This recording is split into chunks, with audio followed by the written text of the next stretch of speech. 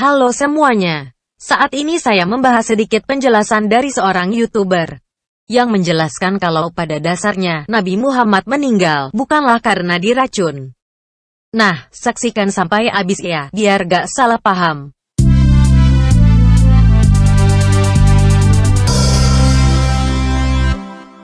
Nah, tetapi kemudian ketika Nabi wafat, ada sebuah percikan kata-kata Nabi Muhammad kepada Aisyah dalam keluh sakitnya, bilang seperti yang pernah menimpa saya waktu di Perang Khaybar.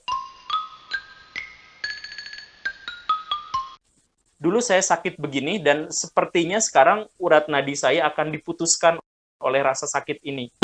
Nah, akhirnya banyak sahabat juga pada waktu itu yang berkesimpulan bahwa Nabi Muhammad memang meninggal karena diracun. Ibnu Mas'ud itu sangat-sangat antusias menyampaikan bahwa Nabi Muhammad itu meninggal karena diracun.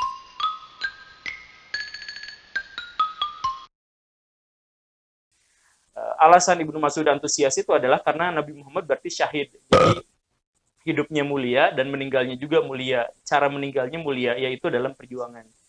Begitu. Nah, tapi kan itu hanya sebagian sahabat, sebagian yang lain tidak.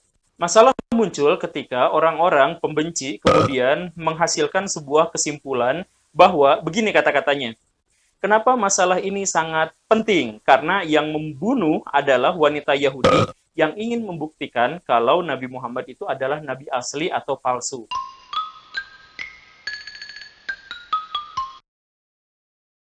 Memang pada waktu itu Zainab, pembunuhnya, berkata kepada Nabi Muhammad bahwa saya meracuni kamu adalah untuk menguji. Kalau kamu nabi asli, maka racun itu tidak akan membunuhmu. Tapi kalau kamu nabi palsu, maka saya tidak akan menyesal dan saya tidak akan berdosa membunuh kamu. Karena kamu palsu. Begitu kurang lebihnya. Maka kemudian si kalangan pembenci menyatakan bahwa Nabi Muhammad terbukti palsu.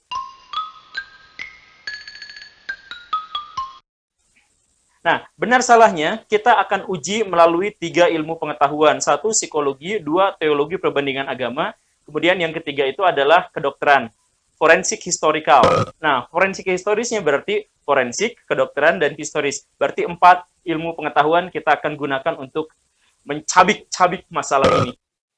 Yang pertama kita mulai dari sudut pandang psikologi. Psikologi dari si pembunuhnya atau si orang yang diduga membunuhnya. Zainab pada waktu itu setelah meracuni Nabi dan gagal ditangkap sama para sahabat, kemudian diinterogasi sama Nabi. Kenapa kamu melakukan ini kepada saya? Maka Zainab berkata pada waktu itu seperti yang tadi saya sampaikan. Saya menguji, kalau kamu benar Nabi, maka kamu tidak akan apa-apa dengan racun itu. Tapi kalau kamu palsu, maka saya tidak khawatir akan kematian kamu. Saya nggak akan dosa. Begitu. Nah, sebenarnya pernyataan ini secara psikologis jelas salah. Karena pada waktu itu dia sedang sangat tertekan. Zainab kehilangan kerabatnya dalam perang Khaybar melawan Nabi. Kemudian setelah kalah itu, Zainab dendam luar biasa. Maka dia pengen membalaskan dendamnya pada Nabi Muhammad dengan cara meracun itu. Jadi argumentasi yang tadi dikatakan menguji itu salah kaprah sama sekali. Jika kita telaah penjelasan Bapak ini, beliau menyampaikan asumsinya bahwa Zainab, si wanita Yahudi ini tidaklah benar-benar mau menguji kenabian Muhammad. Padahal di hadits jelas tertulis pengakuan wanita tersebut. Kira-kira kita lebih percaya mana?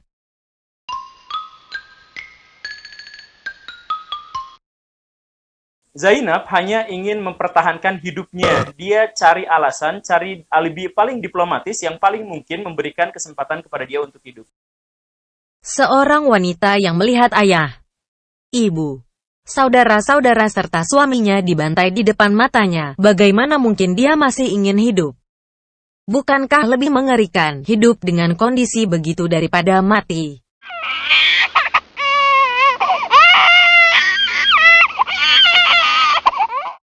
Dan Nabi Muhammad memang mengampuni dia pada waktu itu, walaupun akhirnya dihukum juga karena sahabat-sahabat Nabi yang lain meninggal. Jadi yang menghukumnya bukan Nabi, tapi yang menghukumnya itu adalah tuntutan dari kerabat-kerabat yang menjadi korban. Kalau sahabat tetap menghukum Zainab, itu bukan dimaafkan namanya, Pak. Tindakan bawahan tetaplah menjadi tanggung jawab pimpinan. Dengan begini, seolah-olah hanya sahabat itulah yang bertanggung jawab atas hukuman itu.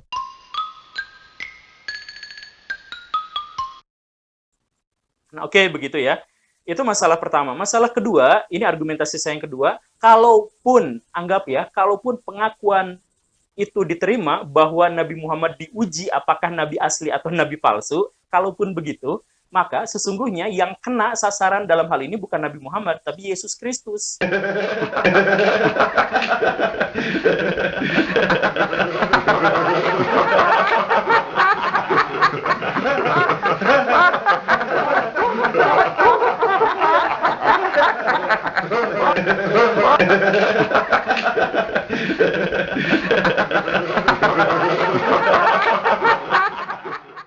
Apa hubungannya kok jauh? Gini Baraya. Secara teologis, orang Yahudi adalah orang yang paling eksklusif dalam beragama. Jadi, bukan hanya harus beriman, bukan hanya harus berbuat baik, tetapi harus juga bersuku Yahudi. Yang benar-benar mendapat kasih karunia Tuhan yang paling utama. Jadi 3. Nah, Nabi Muhammad itu bukan orang Yahudi. Sehingga orang Yahudi tidak berkeinginan sama sekali untuk menguji Nabi Muhammad ini Nabi asli atau palsu. Sebab konsep teologis mereka menyatakan bahwa Nabi itu pasti turun hanya di kalangan orang Yahudi.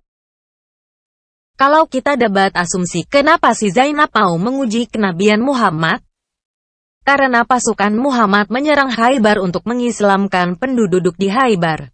Dengan kata lain, pasukan Muhammad memaksa penduduk Khaybar untuk mengakui kenabian Muhammad. Jadi wajar kan kalau Zainab menguji kenabian Muhammad? Dalam sebuah meja, ayo makan. Nabi Muhammad makan. Para sahabat siap-siap nih, udah 2 hari mau makan, kelaparan, di sini ada daging enak, tapi nungguin Nabi belum nyuap, jadi nungguin terus. Pas Nabi nyuap, ikut semuanya makan gitu. Pas Nabi makan, gitu, Nabi tiba-tiba katanya, menurut pernyataan pengakuan Nabi Muhammad sendiri, tulangnya ngomong. Jadi dimuntahin, wah, angkat tangan kalian semua. Jadi minta ke para sahabat, tangannya angkat semuanya gitu. Karena ini makanannya udah diracun. Menurut Nabi Muhammad sendiri, tulang kambing itu berbicara pada dia untuk memberitahukan kalau ada racun. Pertanyaannya, benar gak sih kalau ada tulang yang bisa berbicara? Kedua, mereka kan ramai-ramai di meja makan, kok gak ada sahabat yang menyaksikan tulang itu berbicara?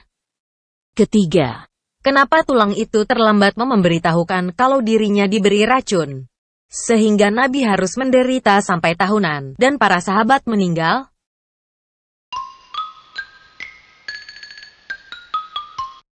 Diracun.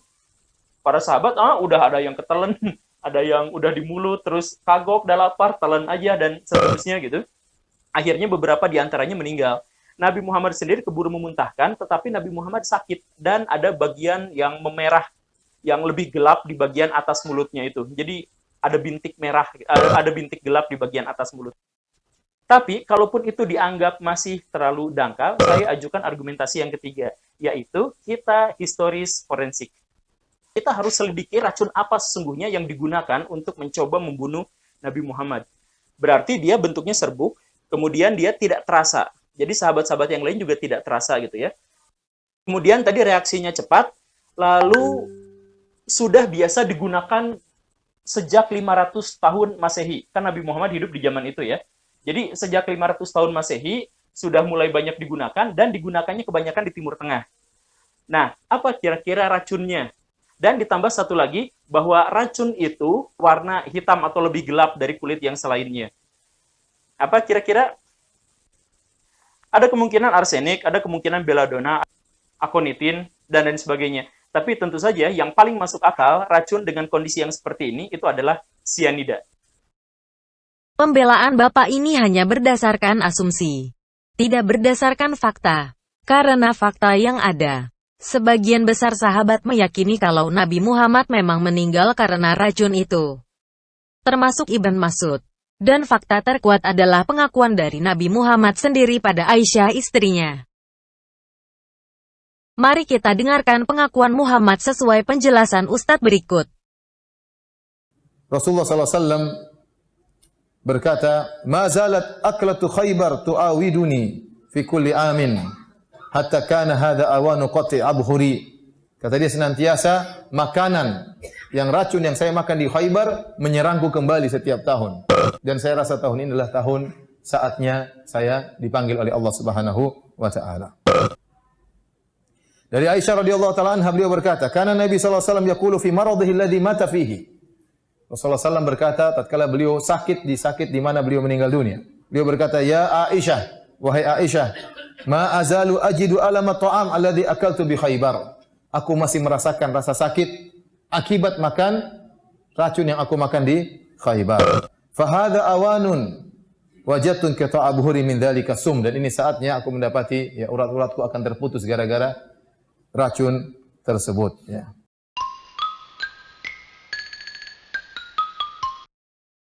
Muhammad sallallahu alaihi wasallam. Berapa kali mereka mau membunuh Nabi Muhammad? Ditanya mereka lah. Begitu Nabi datang mereka tanya, "Muhammad, mau makan apa? Daging paling suka makan apa?" Nabi Muhammad sallallahu alaihi wasallam paling suka makan daging kambing kaki bagian depan. Nanti saya bilang tangan kambing, kambing mana pula bertangan Pak Ustaz?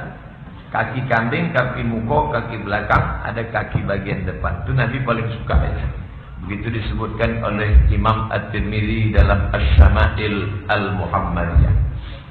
Mereka tanya, "Muhammad, ya, suka makan daging kambing bagian mananya?" Bagian depan.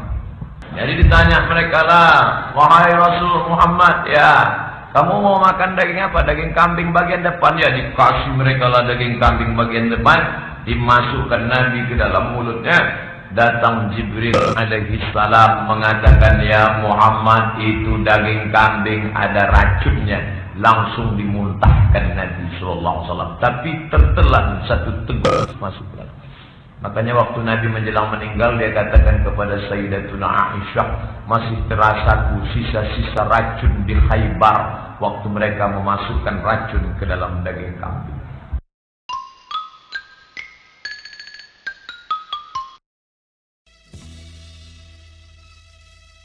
Nah, Anda lebih percaya mana yang memberikan asumsi atau yang memberikan fakta?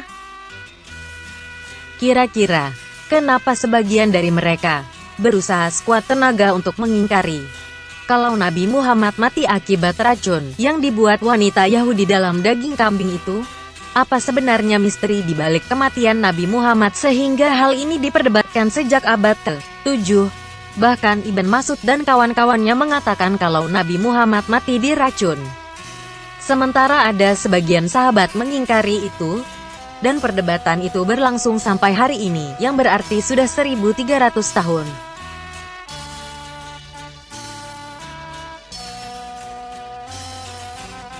Emang kenapa kalau dia mati diracun? Kenapa pula kalau dia gak mati diracun? Mohon berikan komentar yang sopan pada kolom komentar.